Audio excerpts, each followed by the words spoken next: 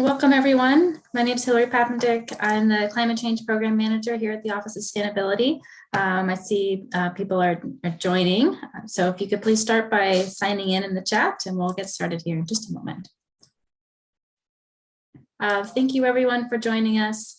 This is our second community meeting on sea level rise in the South Coast. We're excited to share results of our sea level rise vulnerability assessment and adaptation strategy study. And we will start with a few housekeeping items. So I'm first going to turn it over to Dr. Gabby Sosa to talk about interpretation that we have.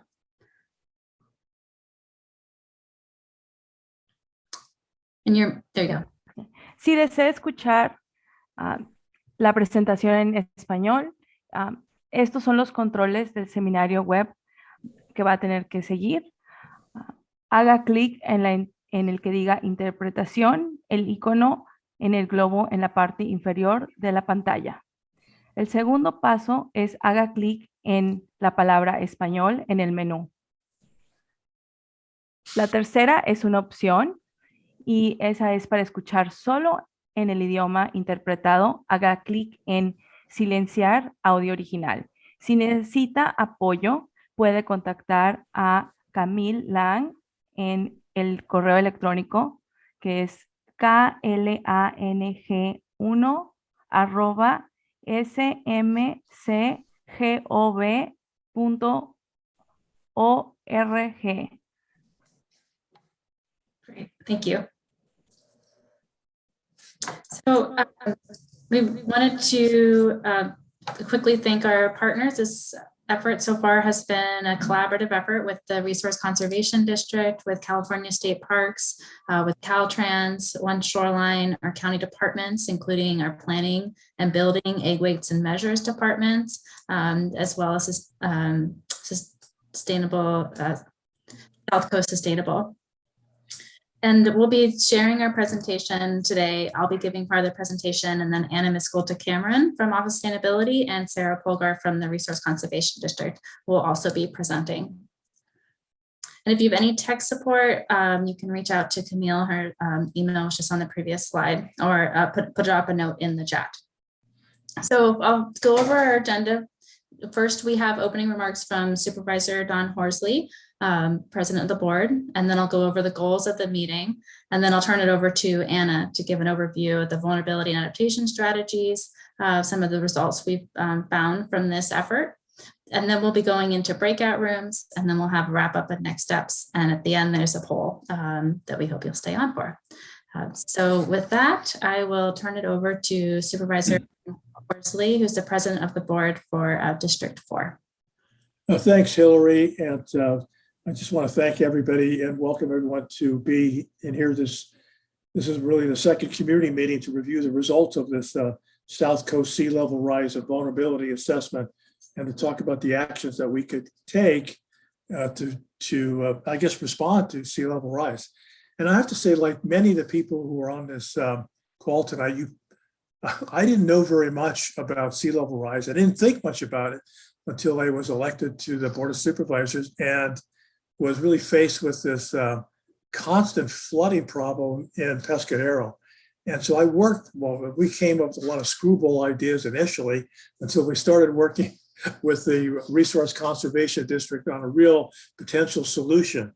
And I really learned so much. Now, like many of people who've lived in San Mateo County, like me all my life, I did see over the years parts of Highway 1 fall into the ocean, but I didn't really think that much about it. And so in my tenure, we've worked on areas like the Surfers Beach, and then started working on the Pescadero Marsh. And again, because I've worked so extensively over the last almost 12 years with the RCD and our own Office of Sustainability, and Hillary Papendick and all of our really great staff people in the Office of Sustainability, I have learned a lot. I still am not an expert necessarily, but I know that this is a significant issue for the whole coast, as well as the Bay Area as well. And we did do a vulnerability for the North Coast, and this is now the South Coast that we are now taking on. This is, in my estimation, one of the most beautiful areas of the state of California and certainly of San Mateo County.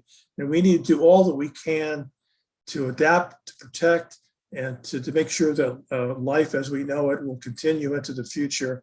It's really a marvelous area. And so I wish I could stay for the whole presentation, but I have my son and daughter-in-law here for dinner. So my wife tells me I have to go. In any case, I just want to thank all of you for participating and thank all of our staff for the really great job that you've done on this project. So thanks and have a good evening. Thank you, Supervisor Horsley, and thank you for all your leadership on this topic. Thank you, Hillary.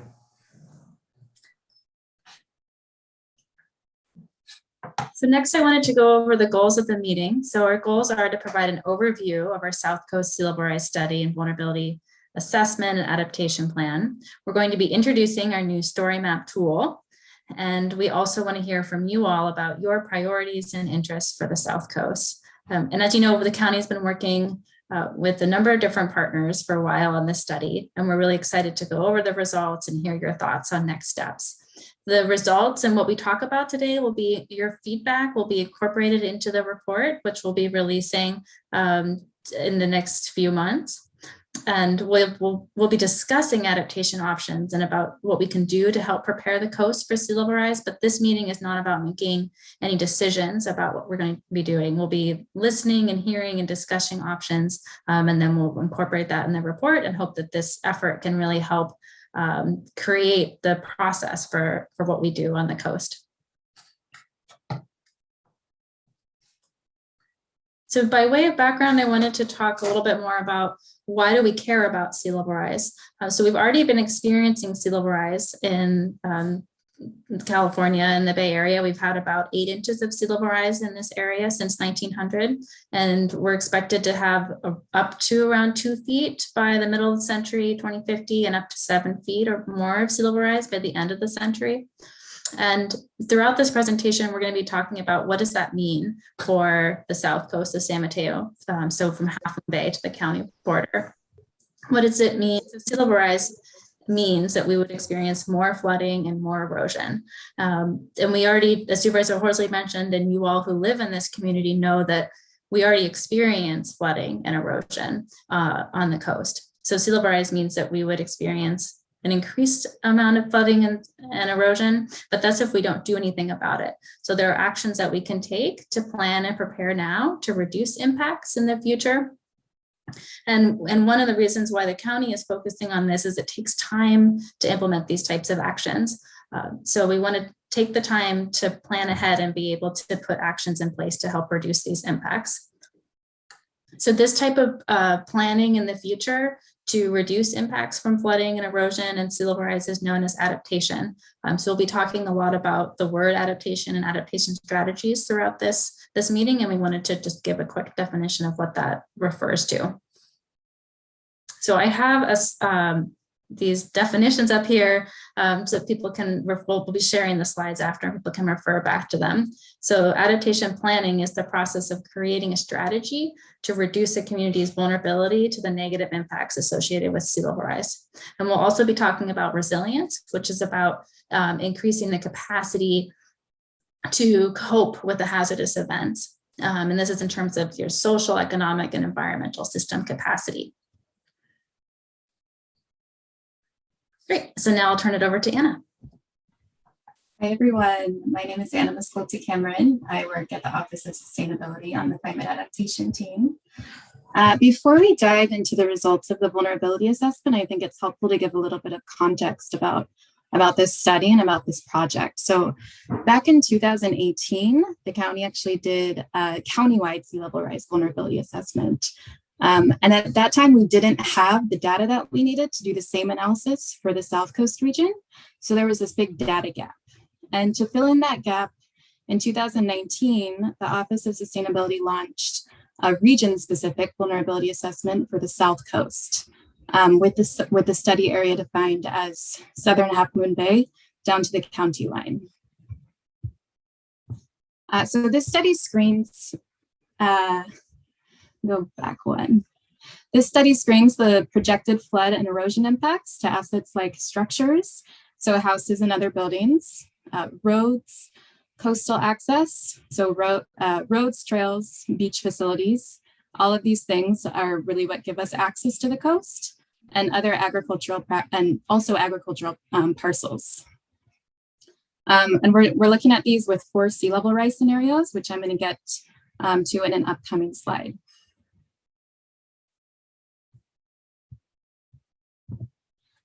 So the other part of this project has been the adaptation report. And this is really looking at what can we do. We have these results, and we kind of have an understanding of the risks that we're facing, but we need to essentially look at what are the solutions to these risks. So this report provides a high level overview of some adaptation strategies that we might consider. It provides stakeholders with a set of questions and considerations that we might want to consider for selecting adaptation strategies. And we also have developed a sample adaptation pathway for one of the vulnerability areas identified in the study area. So one of our public engagement tools for this project, one of the goals was to make a lot of this very highly technical information more user-friendly, easier to digest. So one tool that we developed for this was a story map. For those who haven't used a story map before, this is a page that you can access with a computer, with a tablet, with a phone, and you kind of scroll through it to read a story about data, looking at maps, looking at photos and videos. So for those that would like to follow along with the presentation, we do have a link available on the screen here and a QR code. You're welcome to follow along, but you don't need to in order to get something out of this presentation. So we want to put the link up here and in the chat. And if you would like to, and you have bandwidth, go ahead and access that. So we're going to jump into the study results now. So what the study looked at was flooding and erosion impacts based on 4 sea level rise scenarios. What's important to consider here is that we're looking at sea level rise plus an 100-year storm. So an 100-year storm is something that has a probability of 1% probability of happening every year. So with these 4 scenarios, we have a baseline, which we're calling 0, a 0.8 feet of sea level rise, which is kind of, for the purposes of this study, we've called it about 2030. 1.6 feet of sea level rise between 2030 and 2060, and 4.9 feet of sea level rise between 2060 and 2100. This study used a model produced by Integral Consulting. They mapped areas that would be affected by coastal erosion, wave flooding, tidal inundation, closed lagoon flooding, and coastal confluence. Throughout this presentation, we're just going to call this flooding and erosion for simplicity. And one thing to know, and I'll reiterate this as we get into the maps, is that we do talk about combined hazards a lot. So a lot of these maps consider an area affected by any hazard, so flooding and or erosion. Next slide, please. So for those that are going to be looking through the story map, either during this presentation or afterwards, I'd like to do a quick overview of how to read the maps. So one of the biggest things to keep in mind, which I just mentioned, is that the hazard layer, which we've represented in blue, actually represents flooding and erosion combined. The reason for this, and the reason we've done it this way, is that this is a high level screening of an area that will be affected by any hazard. So in this case, because we are looking at an inland area, in this case it's Pescadero, we do know that this is flooding, but when you're looking at coastal areas, it's something to keep in mind that a hazard area could be affected by flooding, affected by erosion, or affected by both. So the darker shades of blue represent kind of that baseline risk, which is now. And as you get into lighter shades, we're looking at future impacts or future projected impacts. And again, sea level rise plus a 100-year storm. When we look over at the red, orange, and yellow colors over here, these are where we're looking at community assets. And we'll go through different types of community assets throughout this presentation. But generally the red will represent things that are at risk right now. And as we get into lighter shades, we're going out into future sea level rise horizons. And another thing to consider on these maps when you're looking at the Pescadero area in particular is that we have included FEMA flood layers for reference. The reason for this is that we want to give a comprehensive illustration of what the flood risk is in Pescadero, although not all floodplains in the area will be affected by sea level rise. So you can see that the FEMA flood map, which is the blue crisscrosses, extends beyond the solid blue. So this means that this floodplain is not projected to be impacted by coastal processes. But it doesn't mean that that area won't be impacted by climate change, particularly if we're talking about changes in precipitation.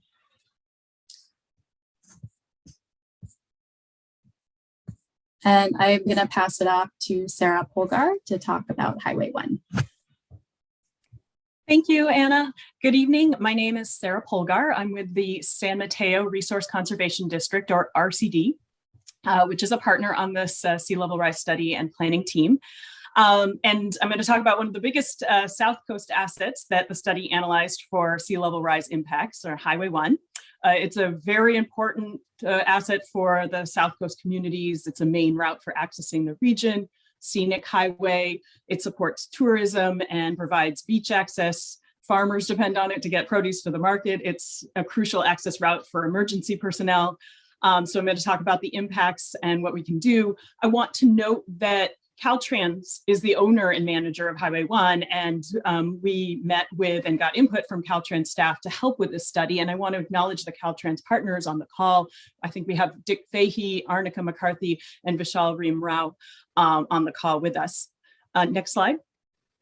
So Highway 1 is built along coastal bluffs and beaches, which naturally erode over time.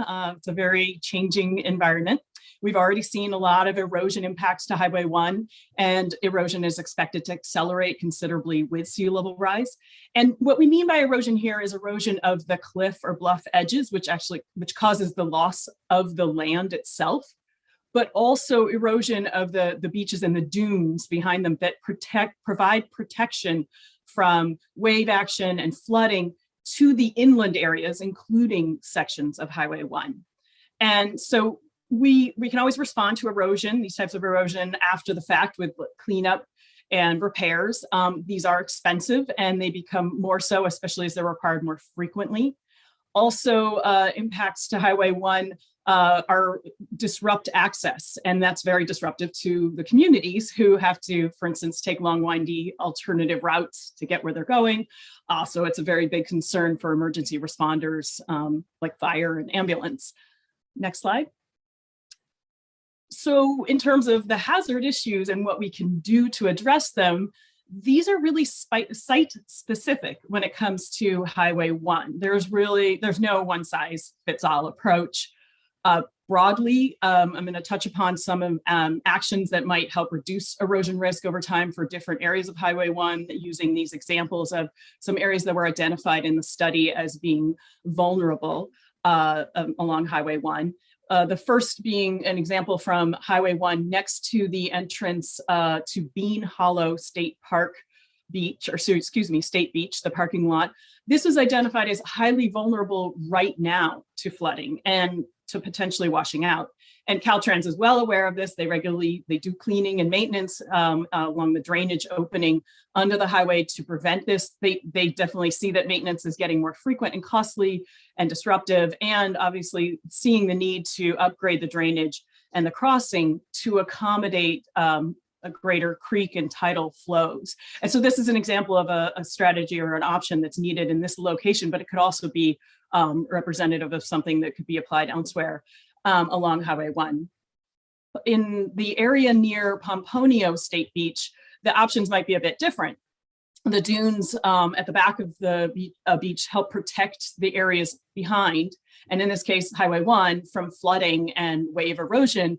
And by protecting and restoring more dune habitat, we can help reduce and delay these impacts to Highway 1 for as long as possible. So this is a strategy for kind of giving us more time. And then longer term, though, when sea level rise is, a few feet and dune erosion is accelerating rapidly, which is another finding, that another solution would be needed, such as, perhaps elevating the highway with a bridge crossing at this location. And then the last example here between Pescadero Bridge and Bean Hollow along Highway 1, cliff erosion has already affected Highway 1, and Caltrans has had to do emergency work to armor the base of the cliffs with rock riprap. And again, Caltrans is very aware that this erosion along Highway 1 is recurring and getting worse, and recognizes the need to evaluate and plan for alternatives to coastal armoring that would be longer term, such as realigning Highway 1 inland.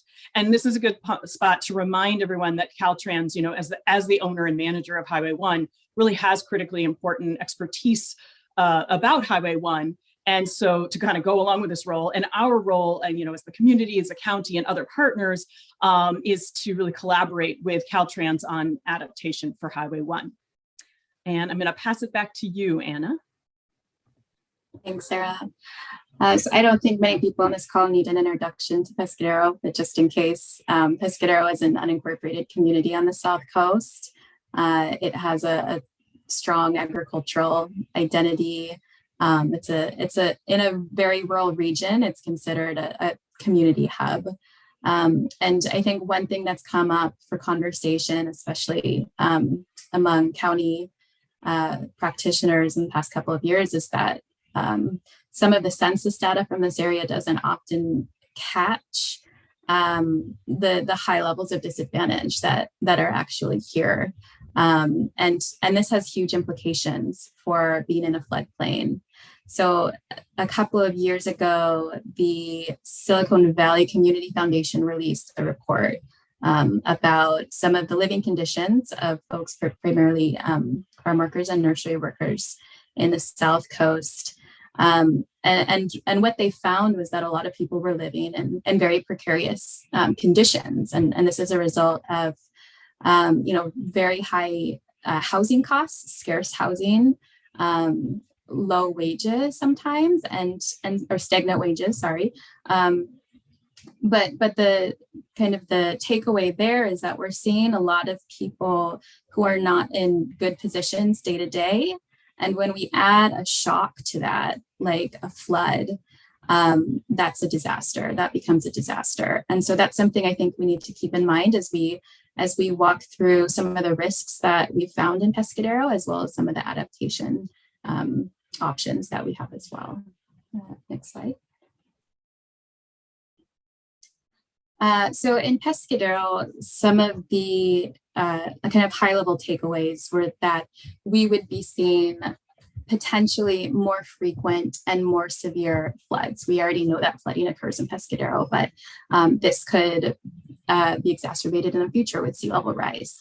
And a big impact of that will be to structures, so to homes and to businesses, and roads as well.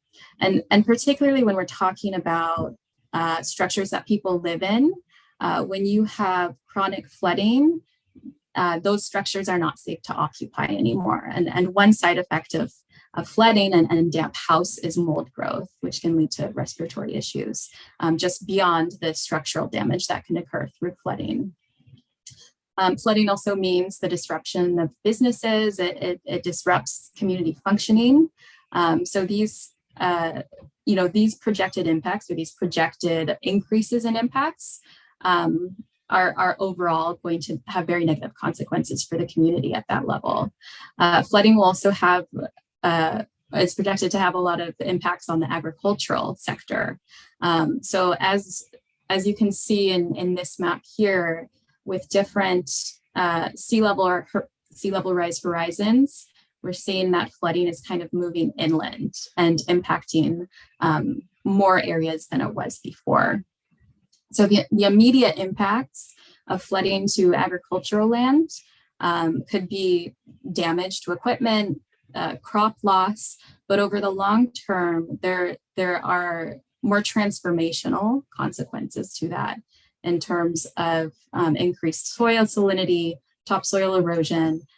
These have impacts on what you can grow, and these have impacts on the agricultural economy more fundamentally. And as we know, Pescadero is a very agricultural community, so that also has, an impact on the very identity of the region. We've also identified beach and cliff erosion near homes and farm fields as a big issue. This is not in Pescadero town itself, but over to the coast. And if you are in the story map, we're talking about the region that's kind of just out of sight here. So over the long term, when we're talking about erosion, this means loss of land. There are limited actions you can take there. Obviously, you can protect individual properties through, seawalls or riprap, but these don't provide permanent solutions to that erosion, and they also have some negative consequences for erosion in other areas or on adjacent properties. So typically, these aren't considered really permanent adaptation solutions. A last impact to note that we know is important to the community is the potential impacts to groundwater that might occur. And unfortunately, we weren't able to address this in the study. We weren't able to do everything this time, but we have flagged it as an area for future research.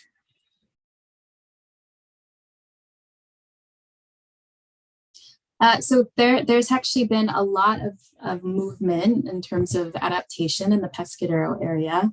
In terms of the county is currently planning the relocation of Cal Fire Station. Currently, it's in quite a high risk flood zone, and its planned relocation is for near the high school, which is substantially lower risk and out of the sea level rise influenced floodplain.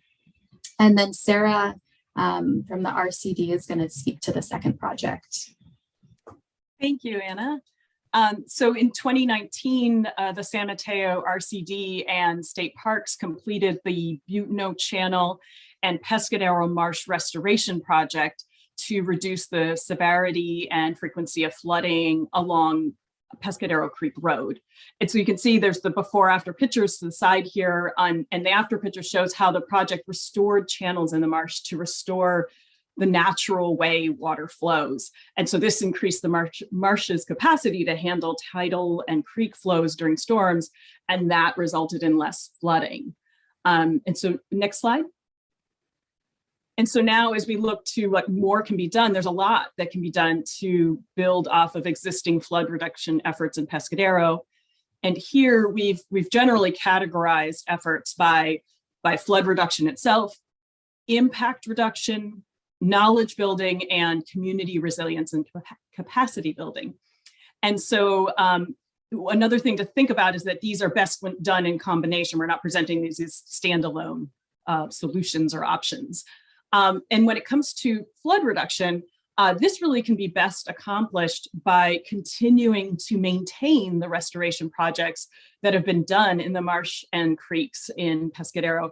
For example, if we can prevent excess sediment buildup in Butano Channel, that'll help the marsh have capacity, continue to have capacity to handle tidal and creek flows during storms with reduced or little or no flooding on the Pescadero Creek Road during most storms.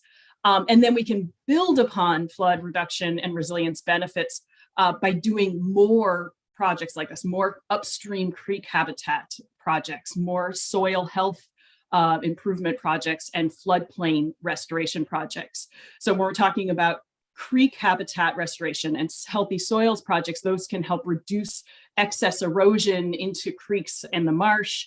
And then when we're talking about floodplain restoration, this means this is where you find places where you can intentionally let the land flood. And so this slows down storm waters, and it takes pressure off the entire creek and marsh system, meaning that stormwater is not just flowing into the lower creek and marsh all at once.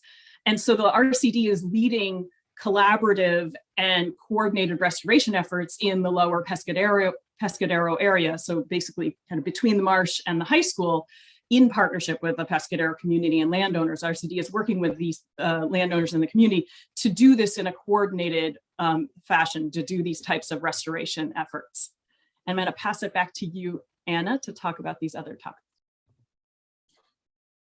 So impact reduction, not to contrast it with flood reduction because these are often done in tandem, but impact reduction is kind of acknowledging that flooding will happen and adjusting your built environment to withstand or absorb that shock. So one of the primary ways that you'll see this happen is through elevating structures above a certain flood level, anticipated flood level, or storm proofing. Wet flood proofing can be one way where you actually just let the water flow into a lower part of your property, or you could dry proof it as well. So there's a lot of different ways that you can individually prepare a structure for getting wet. Another option we have here is identifying and relocating hazardous materials. So this is kind of an impact mitigation. So making sure that you don't have a lot of these secondary impacts post-flood or a secondary disaster because of contamination. Elevating or realigning Pescadero Creek Road to diminish kind of the impact that flood has there, or prevent it from happening if it gets if it's elevated to a high enough level. The use of agricultural practices that build soil health and productivity can also kind of buffer the impacts of flooding as well. Knowledge building is kind of a pre-step to action in a lot of ways, to understand like what methods might work best. So one of the knowledge building strategies we have on this page is of course studying the effects on groundwater, which we know is a priority for the community. Testing and planning for using flood and saltwater resistant crops.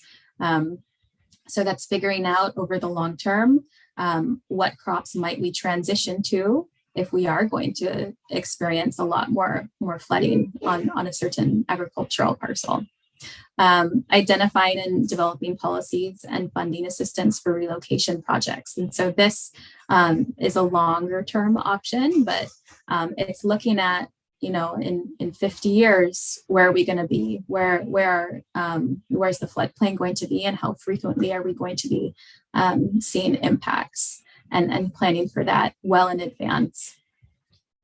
And then finally, community resilience and capacity building. And this is a very important one, although potentially it's not often talked about in terms of a technical approach to risk reduction. But when we're talking about having a community withstand the impacts of something like a flood, we need to make sure that they're doing okay on a day-to-day basis. So we need to make sure that they're not having everyday crises in their lives, so that they're able to, they're more prepared to withstand the shock of a flood event or a landslide, right? So we've kind of listed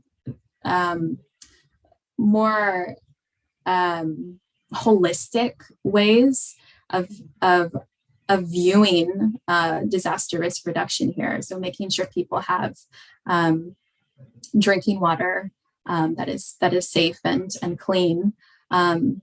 Expanding cell coverage and communications, ensuring that people have access to jobs that pay them enough to live stably in the region, having affordable housing, and having great education systems. So these are all very intimately linked to being able to withstand a disaster.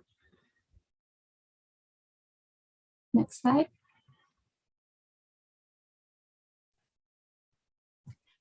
I'm going to go ahead and talk a little bit about Martin's Beach. This is a private beach community south of Half Moon Bay, and it's located in a shallow cove. It has approximately 50 structures, 50 cabins. And next slide. Because of its natural topography, Martin's Beach and its surrounding bluffs are already vulnerable to damage from flooding and erosion during winter storms.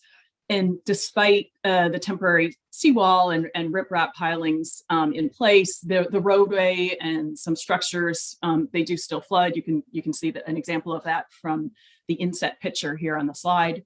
And then as sea level rises, storm wave flooding, coastal erosion, these are projected to increase and will, possibly increase the damage to structures and the access road, as well as the natural habitat along the shoreline. So what can we do? So next slide, please. This is a challenging issue because coastal armoring strategies like the seawalls currently in place, really, they have limited effectiveness right now, actually, and will become significantly less effective over time. I think Anna noted this earlier, as these are kind of temporary solutions. And then there's also the issue that the coastal armoring often has negative impacts on the coastline over the long term. It can exacerbate erosion. So as a result, it's really important to consider strategies for for Martin's Beach that are structure specific. So, for example, looking at elevating structures, and utilities and roadways where possible, or floodproofing those that cannot be raised. And then longer term, looking at relocating where there's repetitively damaged and at-risk structures and utilities, relocating them out of high hazard zones. And I'm going to pass it back to you, Anna, I think. Thank you. So we also this study looked at coastal access and recreation. And what this sector really looks at is how does this impact our ability to go and enjoy the coast, enjoy the beaches? So the specific assets that we're looking at are trails that might go along the coast or take you down to the beach, the roads that could get you there, parking lots and restrooms, because without these, we really can't fully enjoy or access the beach. So we looked at these under those 4 different sea level rise scenarios, and generally the trends here are that a lot of these assets are already impacted right now to an extent, and over time, this is projected to increase, and so we will see more facilities and more trails impacted over time. So the near-term risks here include trail erosion, which could have some implications for access, but also for safety. And then long-term impacts include risks to generally beach erosion, to the highway, which we already discussed, to some of the elephant seal habitat, and to some of the informal parking along that's parallel to Highway 1. Next slide, please. And so I'm going to briefly just go down this list about some of the adaptation options that we highlighted in the story map. Some of these what can we do's include just doing further studies on site, doing a site specific analysis so that we can be able to better understand the kind of that fine level detail of what's going on in terms of hazard risk before we do any projects or planning, using nature-based systems to strengthen the shoreline, but also to look at ways to protect cultural materials, historical landmarks that we have along the coast. And then another strategy that we've highlighted is expanding pedestrian access to coastal areas, making sure that we can expand access going forward, and that and that that everyone has a way to experience the coast. And we're really lucky to have Linda Hitchcock from State Parks on the call. She's going to talk us through a little bit of what State Parks is doing around sea level rise. So Linda. Hi. So I wanted to share a little bit about what State Parks is doing, since so many of these beaches and so much of this area in the South San Mateo coast is State Parks land. So one of the things that we've just come up with this year is that State Parks has a new sea level rise adaptation strategy that we've just published, and it's available at www.parks.ca.gov sea level rise. And we also have a statewide sea level rise team that we're working with. And one of the things that we wanted to recognize is that we are, as we're moving towards doing projects in the coastline and specific operations that are happening along the beach, that we are working on some very site-specific vulnerability assessments. And one of the things that we do in State Parks is that we use the models from the USGS and the Cosmos to evaluate the projects for exposure into future sea levels. And so we have been working on those projections for the projects that we have planned along the San Mateo coast right now. And the projections are based on the recommendations that were included in the state of California sea level rise guidance. So we're working on actually several projects along the San Mateo coast right now. And so we're working with the sea level rise group to do more specific vulnerability assessments for those units. And I'll turn it back over to Anna. Thank you. Okay, we're going to move into a quick question and answer session before we get into our discussions about adaptation. We just presented a lot of information and a lot of sector specific information. So we wanted to take a little bit of time to see if anyone had any questions about what they heard. And I know we've seen some questions in the chat. I'm not sure, Hannah or chat, would you want to come off mute and read some of these? Sure, I'd be happy to. So first question was, what are the proposed building code changes for this area? And if there are none, why? Great, thanks. I can take that question. So what this study is a high-level analysis of areas that could be at risk from sea level rise, and then we've identified some strategies that that we could put in place in partnership with all the different landowners and people that help manage this area. And proposed building code changes as one of those potential strategies. And that's something that we can identify in the report as something that could be implemented. But the stage that we're in right now is about identifying possible strategies. So definitely interested in hearing more about suggestions from the community about what that could look like. And the next question is, to what extent are you asking the local farmers for their input? There are many families that have farmed the area for generations and have a wealth of experience in managing the land through a host of conditions. Previously, their voices have not really been heard.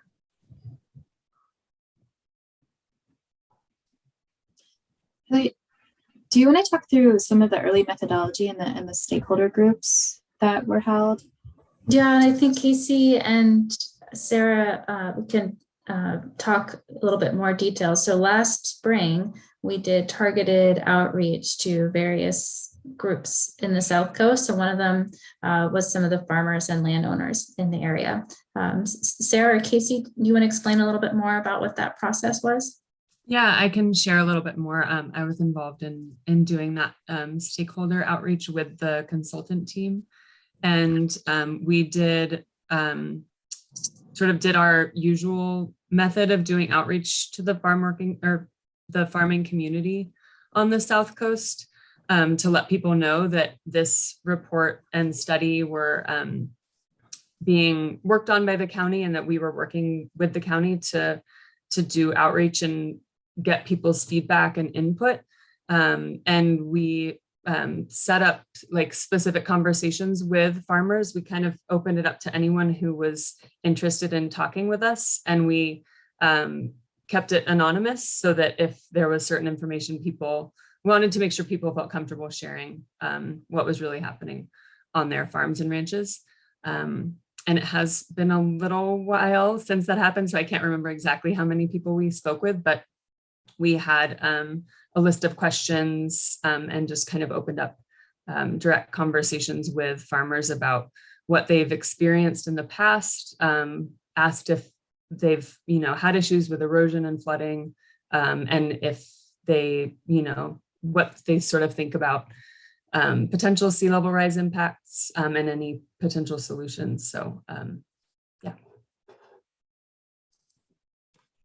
The next question is, have you seen any changes in the salinity of the soil that local crops are grown on due to flooding?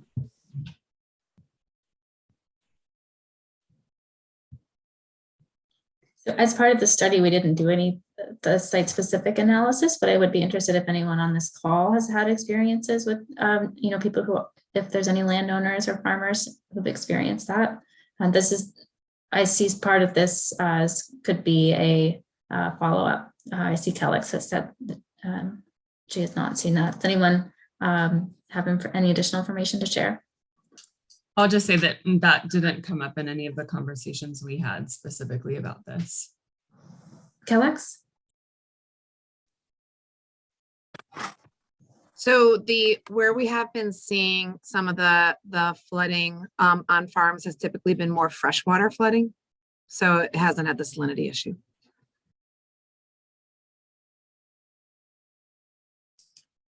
Casey, do you want to elaborate on the conversation at PMAC with regard to this issue? I wasn't there, but Okay. I don't know if anyone else can. Answer in the chat is sufficient. Great, thank you.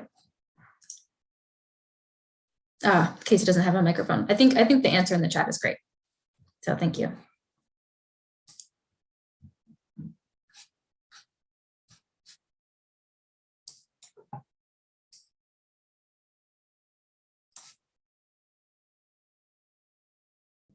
If there's any additional questions, you can raise your hand, put them in the chat.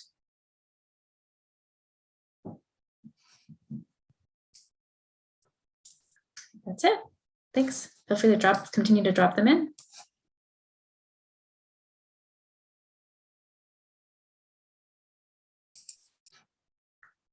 Great. Okay, so we are going to be going into breakout rooms shortly. So we're looking forward to continuing this discussion in smaller groups. And before we head into the breakout groups, I wanted to take a moment to summarize what we heard at the community meeting in July. I know some of you are part of that and others are new to this conversation. So some of the themes that we heard around Highway 1 were that we don't want to wait to fail. We want more communication and coordination with Caltrans. There's a desire to start early planning for Highway 1 in terms of adaptation. We heard that coastal armoring is not the preferred way to mitigate erosion. And then with regards to agriculture, we heard an interest in mitigating cliff erosion that is impacting agricultural parcels. And around coastal access, community members shared a concern around transportation and general access to beaches. For Martin's Beach, we heard that the owner has been in contact with the county and there's some discussions around possible adaptation measures.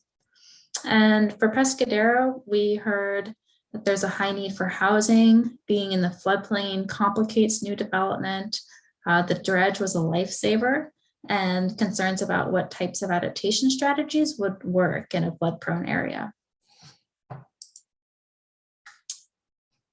And then in terms of feedback around adaptation, we heard that with regards to coastal erosion, there's a preference to avoid coastal armoring and preserve the look of beaches and the coast. There was interest in placement of cobbles, that's big rocks at the toe, that would be the bottom of a cliff, to reduce erosion of cliffside agricultural parcels, and an interest in nature-based solutions. And to address flooding in Pescadero, we heard that there is an interest in nature-based solutions similar to the dredge of Butano Creek. We heard some interest in raising downtown Pescadero buildings and planning for other access routes to Pescadero.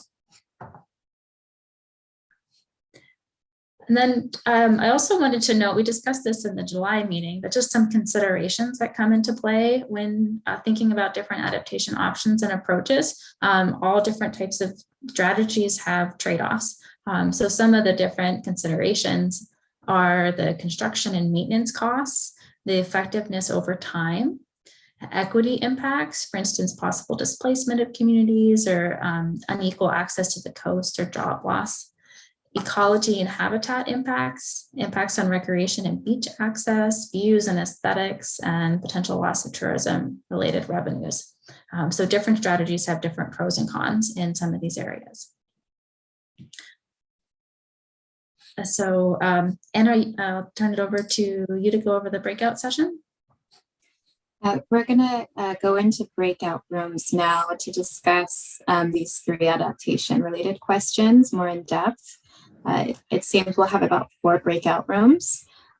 If you would like to be in a Spanish speaking breakout room, make sure you reject the first invitation to join a breakout, stay in the main room, and then you'll be put into the Spanish breakout room. We want people to be able to self-select that. So the questions that we're going to be going over are: what specific communities, areas, buildings, or other assets are you most concerned about in terms of sea level rise? What are the most appropriate actions for your community to prepare for sea level rise impacts? And then also, what areas or issues would you most like to see prioritized for the county if we are to apply for grants?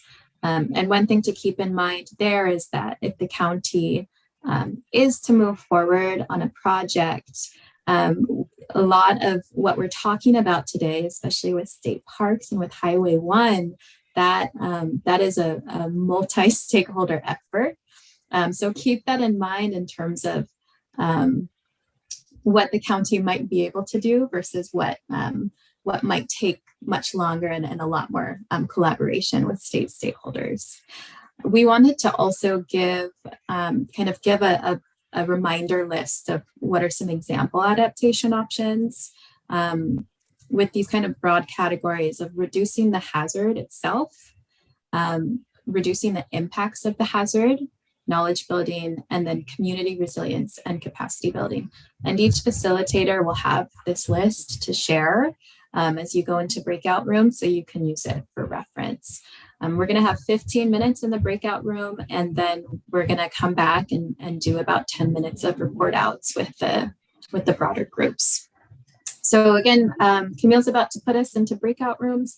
If you want to be in a Spanish breakout room, stay in the main room, don't accept the invitation, and Camille will put you in the Spanish room. All right, everyone, welcome back into the main space. I know those were brief breakout rooms. I'll turn it back over to Anna to facilitate some sharing out. Yeah, why don't we go group by group? Sarah, did you have breakout room 1? Or who had? Sorry, my screen was moving back and forth and I was trying to catch the unmute button. Yes, we did. And I will say that it was pretty short, but we did hear from a couple of folks in Pescadero about interests in their specific areas of concern, thinking around infrastructure and transportation, but also and thinking about how it affects on ranches and agriculture. And specifically also thinking about how those two combine, about access, for instance, along Pescadero Creek to get to ranch property to, for instance, tend their cattle, et cetera. And then also concerns about the houses in the flood area near like the fire station, between fire station, Water Lane area. We also heard, when it was interesting to talk, we talked a lot about the connection between and the desire to see addressing sea level rise along with the integrated way with the other types of impacts that landowners are seeing, fire impacts, flood events that are happening, drought. It's looking at a more integrated approach with sea level rise being considered as part of it. And then when we talked, identifying kind of what would be helpful or appropriate, was really like the key ones that were called out were using agricultural practices to build soil health. That was one that was called out. And then we talked a bit about habitat restoration and the multi-benefits of habitat creek restoration, for instance. So those are the highlights I think I captured. I hopefully did justice to. Yeah, and I think as well, if any participants at any point want to add on, go ahead and raise your hand and you can unmute. I don't see anyone yet, but let's move on to Casey. Did you have breakout room 2? I had 3. Oh, sorry. Yeah, go ahead, Casey. Okay. So as far as like the areas that our group discussed as places that were of importance, the town of Pescadero, definitely in that community, the coastal access to people who don't live on the coast or who live in other parts of the coast. And then also that there are like cultural assets, like there's an Ohlone cemetery. There are assets related to the native people of this area to consider. And then as far as question number 2, most appropriate actions, let's see, talking about really hoping that the like policy or whatever considerations are made are really looking at the long term and not in the short term. And we didn't get to question 3, so that's what we got. Great. Hillary, do you want to share from your group?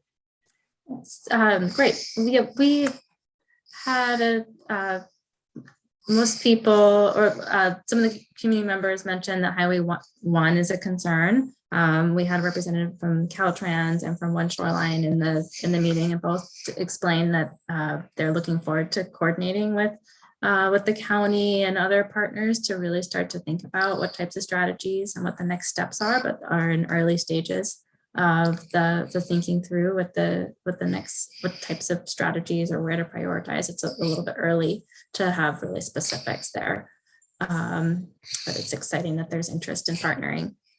And then we heard about an example of a Caltrans coordination effort down in Santa Cruz County. That could be a good example for work up here. And we also heard about some of the work that the San Mateo Resource Conservation District is doing to address really working really closely with landowners on a one-on-one basis to help make kind of global changes to the ecosystem, but through a coordinated approach with restoration and creek bank work. And that this can really be built upon when we think about future adaptation work. Trying to think if I've gotten everything. I think that was mostly it. Others can chime in. Did I miss anything? Yeah. I have my.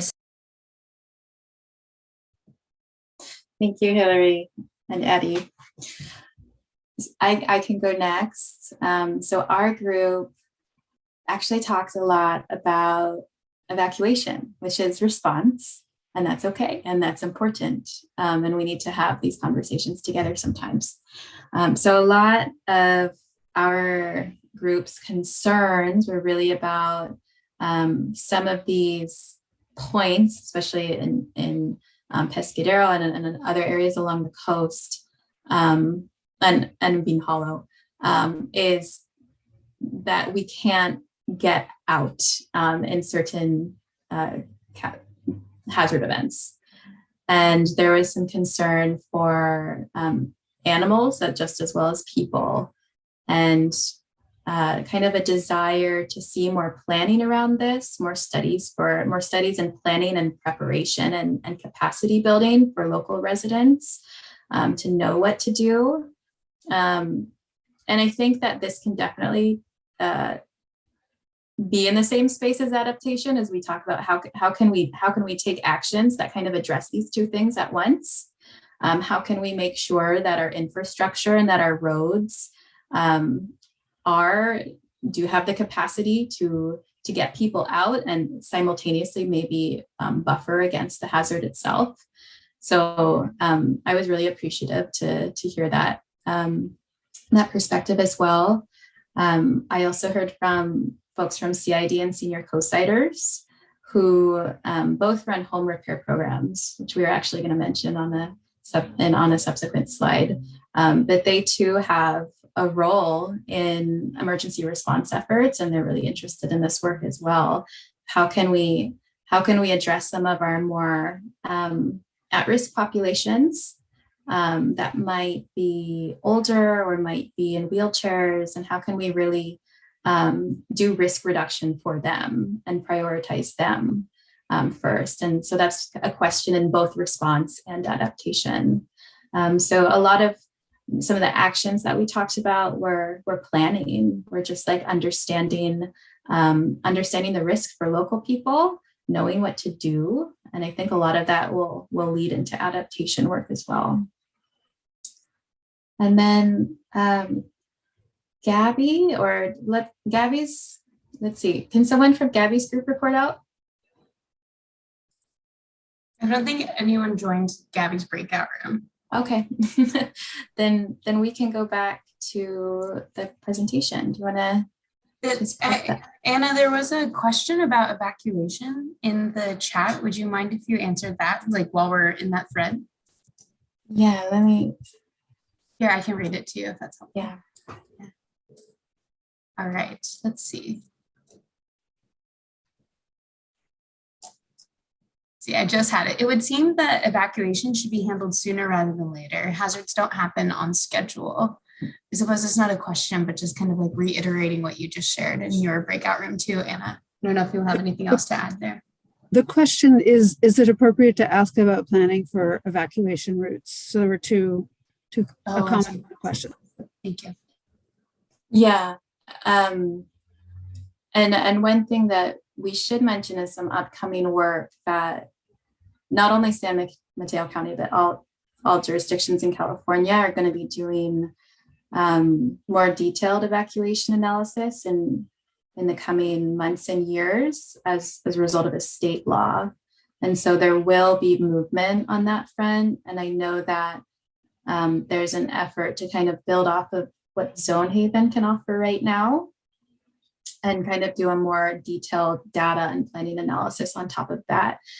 San Mateo County's emergency operation plan, which does address evacuation, I believe they're going to be updating next year. I'm not from DEM, so I don't want to speak on their behalf, but that's my understanding.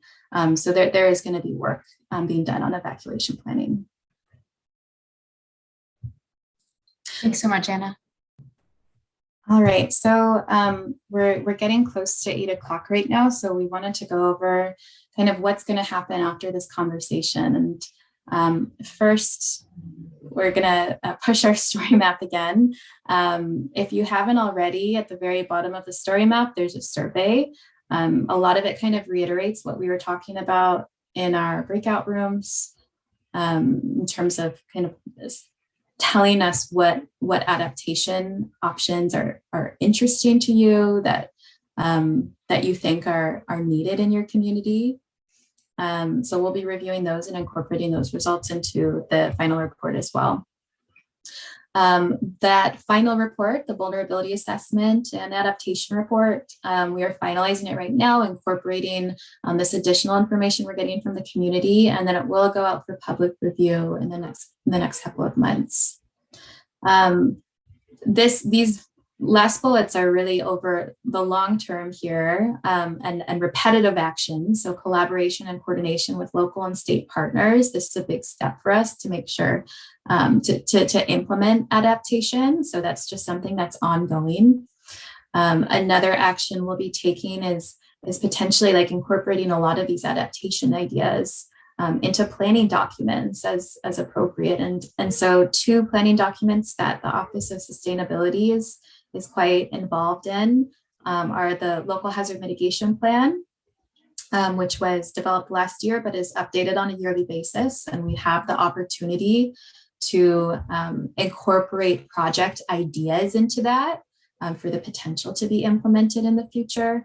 And the same goes for the 2022-23 safety element update, which can also be a vehicle for project implementation.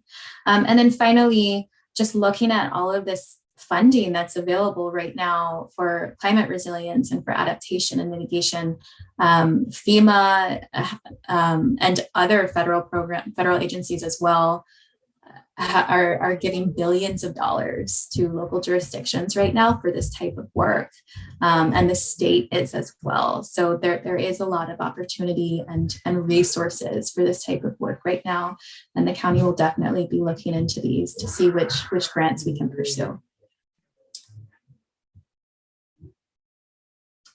Next slide.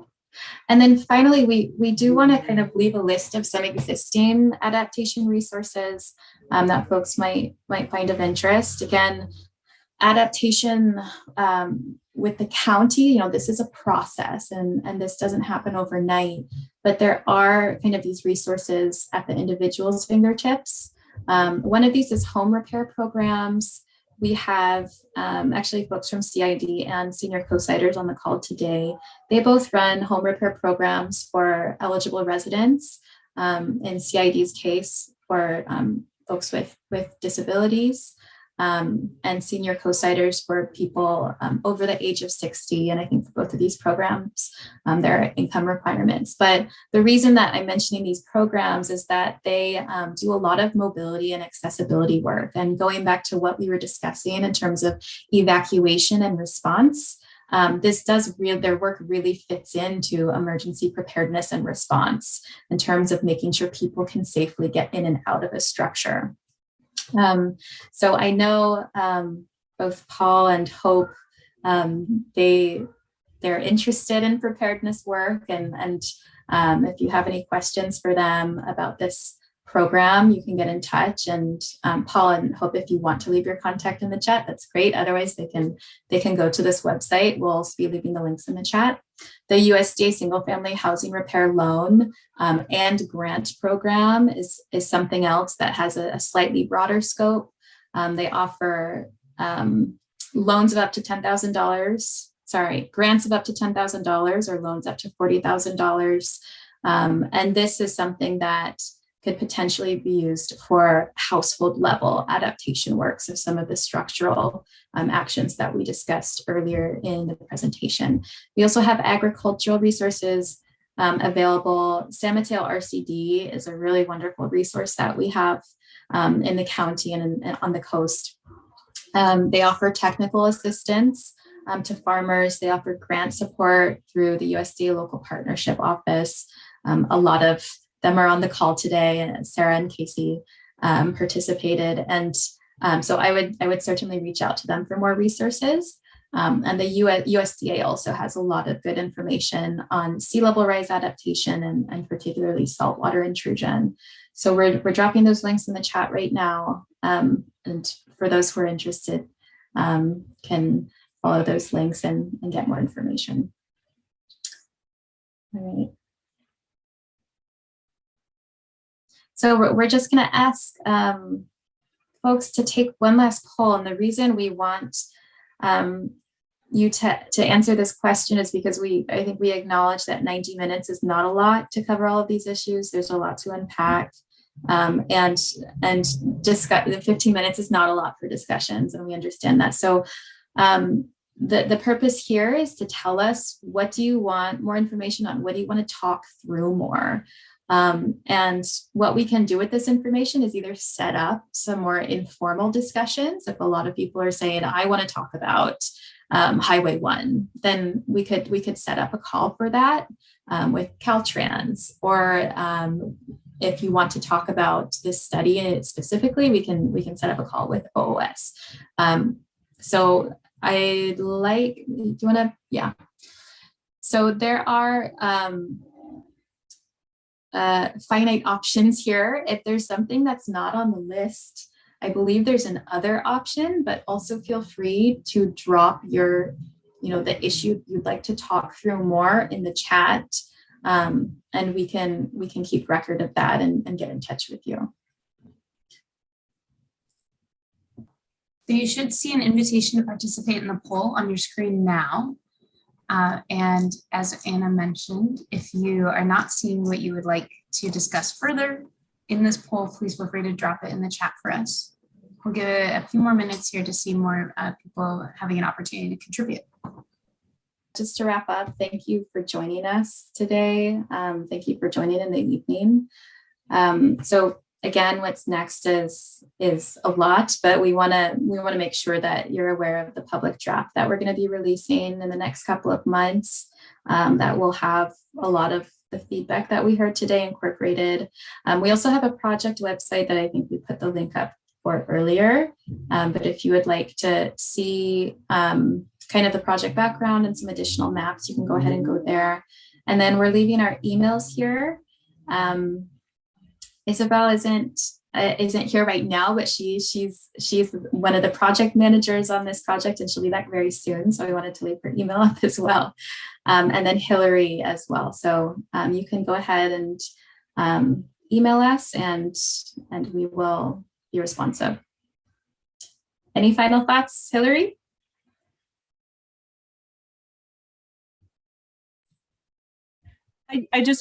Anna, I just want to jump in and say that if folks wanted to reach out to the RCD, I also put our emails into the chat as well. All right. Thank you, everyone. And have a good night.